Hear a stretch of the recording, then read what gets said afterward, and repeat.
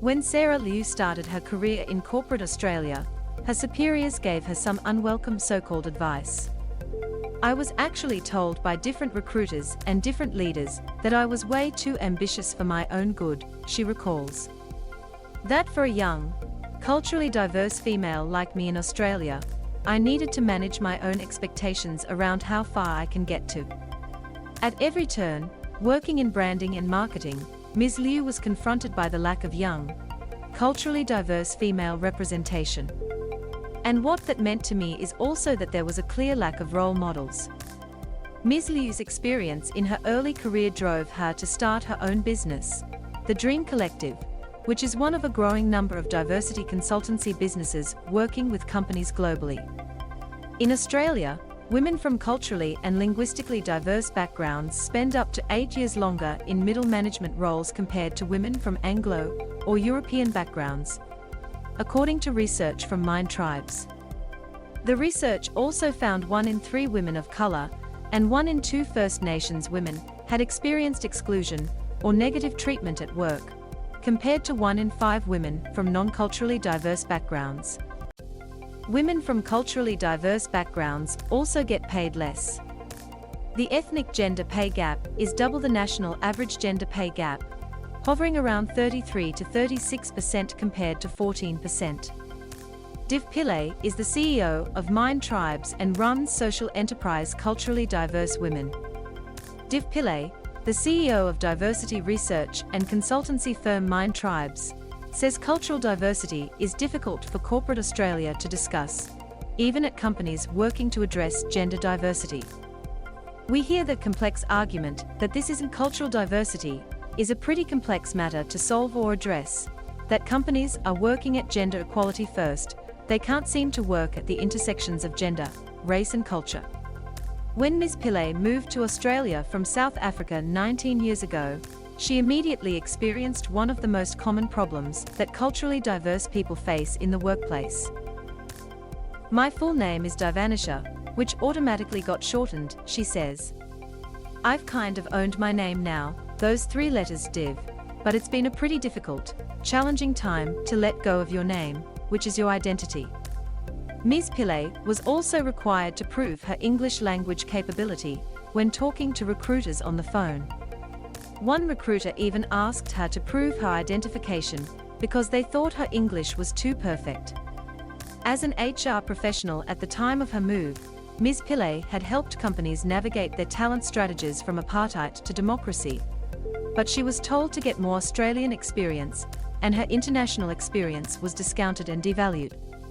She was forced to take roles below her level of experience, and her career trajectory flattened before she started her own business.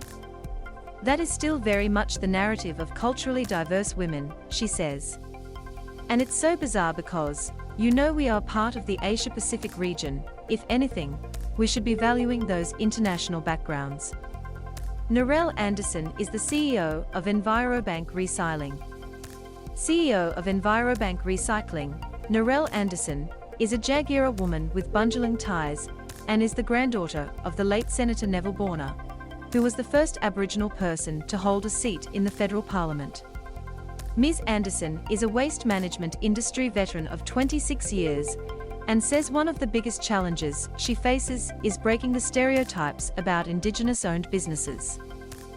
As an Aboriginal woman, it's certainly been challenging at times. And, really just as a woman more broadly, challenging at times, she says. One of the issues that Aboriginal businesses face more frequently is that there's a perception that we're not big enough or strong enough to handle the task at hand. Ms. Anderson says the stereotype is a common bias that persists even when dealing with governments that have specific procurement policies to work with Indigenous businesses. And it's something that Aboriginal businesses collectively are really trying hard to change the view of the government on how capable we are as a business.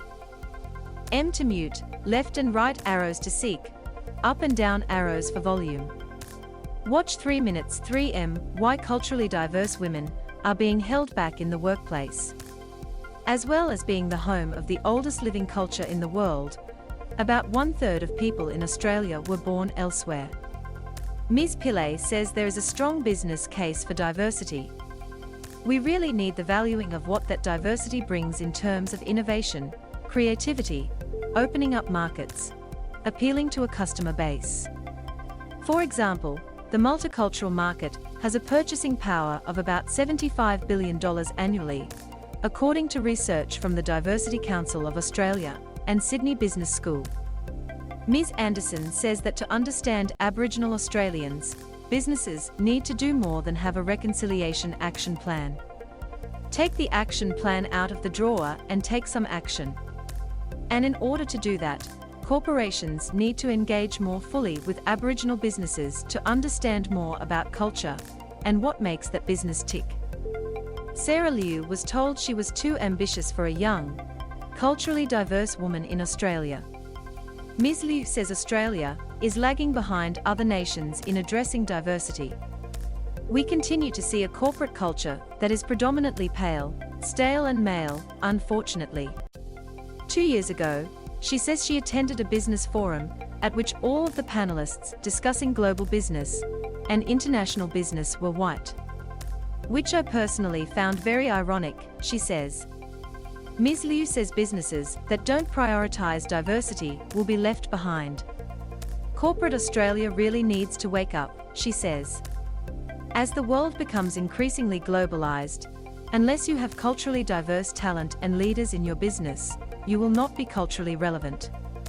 Diversity is the reality. Ms. Pillay says addressing the lack of diversity in corporate Australia can lead to sometimes difficult, but important conversations. It is good to value multiculturalism. But equally, we've got to lean into the uncomfortable conversation that racism is really pervasive in workplaces, and we have a duty to address psychological safety, she says. Over-focusing on celebrating cultural diversity without addressing inequity, discrimination, and exclusion owing to culture and race means we will never see the benefits of this diversity.